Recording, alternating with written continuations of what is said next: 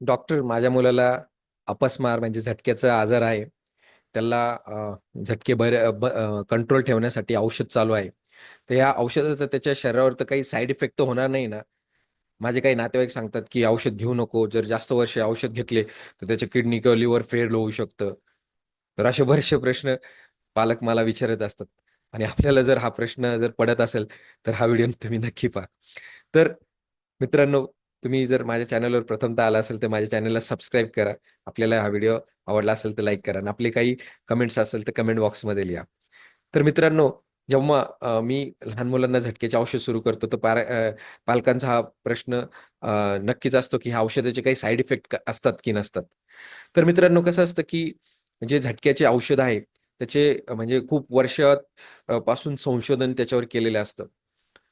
जी scientific bodies असते, ती पहिले त्याचं जे औषध असतं ते प्राण्यांवर त्याचे एक्सपेरिमेंट करतात. त्याच्यात जर ते सेफ असेल आणि त्या झटक्यावर तर इफेक्टिव्ह असेल, तर मग हे औषधं हेल्दी व्हॉलंटिअरवर त्याचा प्रयोग केला जातो. मग त्याच्यामध्ये सेफ असेल आणि झटके व्यवस्थित नियंत्रित असेल, म्हणजे फायदा जास्त असेल आणि तोटा जर थोडा कमी असेल, तर मग हे औषधं मग थोडे जास्त लोकांमध्ये, इन्स्टिट्यूटमध्ये त्याचा ट्रायल केली जाते. अंडर सुपरव्हिजन, क्लिनिकल ट्रायल म्हणतात. आणि त्याच्यामध्ये पण ते जर सेफ असेल, त्याचे मिनिमम साइड इफेक्ट असेल आणि ते इफेक्टिव्ह असेल, त्याचे फायदे जास्त असेल, तर मग गव्हर्नमेंट त्याला अप्रूव्ह करतं, की हे औषध ह्या आजारावर सेफ आहे आणि ते मार्केटमध्ये येतं. त्याच्यामुळे जे झटक्यांवर जे पण काही औषध आहे, हे ह्या ज्या रिगरस प्रोसेस च्या जी अग्निपरीक्षा असते, त्याच्यातून ते सक्सेसफुली बाहेर आलेले असतात आणि ते सेफ असतात. त्यामुळे गव्हर्नमेंट त्यांना परमिट करतं, की ते तुम्ही तुमच्या पेशंटला वापरू शकतात. त्याच्यामुळे हे जे आपण झटक्याचे औषध असतात, तर ते सेफ असतात. त्यांचे काही लाँग टर्म किडनी किंवा लिव्हरवर परिणाम होत नाही. कारण की काही पेशंटला वर्षानुवर्षे औषध देण्याची गरज पडते किंवा काहींना लाईफ लाँग देण्याची गरज पडते. तर त्यांच्या किडनी, लिव्हरवर काही परिणाम होत नाही. हे पहा, प्रत्येक गोष्टींना काही ना काही इफेक्ट बरोबर तर साइड इफेक्ट असतात. फॉर एक्झाम्पल, आपण जर बसमध्ये प्रवास केला तर ॲक्सिडेंट होऊ शकतो. ओके. होणार नाही असं नाही, होऊ शकतो. तर मग आपण न करण्या म्हणजे ॲक्सिडेंट न होण्यासाठी तर व्यवस्थित चालकाने जर ते व्यवस्थित ड्राईव्ह केलं, दारू न पिता ड्राईव्ह केलं किंवा जर तुम्ही कारमध्ये असाल तर सीट बेल्ट वापरले किंवा टू व्हीलर असेल तर हेल्मेट वापरलं, ही प्रिकॉशन घेतली, तर ॲक्सिडेंटचे चान्सेस कमी होतात किंवा झाले तर मग तुम्ही त्याच्यापासून धोका होतो. तर अ, तसंच अ, जे झटक्याचे औषध असतात ते युजुअली सेफ असतात, परंतु काही जणांना त्याचे साइड इफेक्ट होऊ शकतात आणि ते साइड इफेक्ट पहिले काही दिवस किंवा पहिले काही महिन्यात ते दिसून येतात. आणि त्यामुळे आम्ही जेव्हा झटक्याचे औषध सुरू करतो, तर त्या औषधाचे काही मेजर साइड इफेक्ट असतात ते पालकांना सांगत असतो. फॉर एक्झाम्पल, कार्बामाझेपिन नावाचं औषध असतं किंवा ऑक्सकार्बामाझेपिन किंवा फेनेटॉइन वगैरे. तर ह्या औषधांना काही काही जणांना ॲलर्जी होऊ शकते. तर आम्ही त्यांना सांगतो, की जर तुमच्या शरीरावर जर पुरळ आली किंवा शरीराला सूज आली, खाज आली, तर मग तुम्ही ते औषध बंद करायचे आणि लगेच डॉक्टरांना दाखवायचं. मग डॉक्टर त्या औषधांच्या ऐवजी दुसरं औषध दिलं जाईल. जे काही झटक्याचं सोडियम व्हॅल्प्रेट नावाचं औषध असतं, त्याच्यामुळे काही जणांना हेपॅटायटिस होऊ शकतो. तर अ, जर आम्ही सांगतो ते औषध सुरू केल्यानंतर जर बाळाला जास्त उलटी झाली किंवा कावीळ झाली किंवा सुस्त पडला, तर मग बंद करायचं.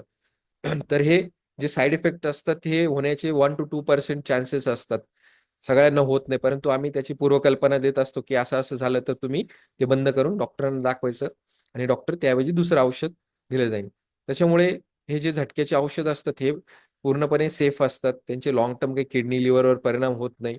वर्षानुवर्षे औषध घेऊ शकतो आणि ह्या औषधाचे साइड इफेक्ट थोडे असले तर त्याची जे उपयुक्तता आहे, ही खूप जास्त आहे. ओके. आपण ते औषध त्या मुलाला का देतो, की झटक्याचे जे साइड इफेक्ट असतात ते खूप जास्त आहे. म्हणजे झटका आला तर त्याचं ॲक्सिडेंट होऊ शकतं, त्याचा जीव पण जाऊ शकतो. त्याची जी क्वालिटी ऑफ लाईफ आहे ती खूप बिघडून जाते. तर हे अ, जे झटक्याचे औषध आहे हे प्रिव्हेंट करतात.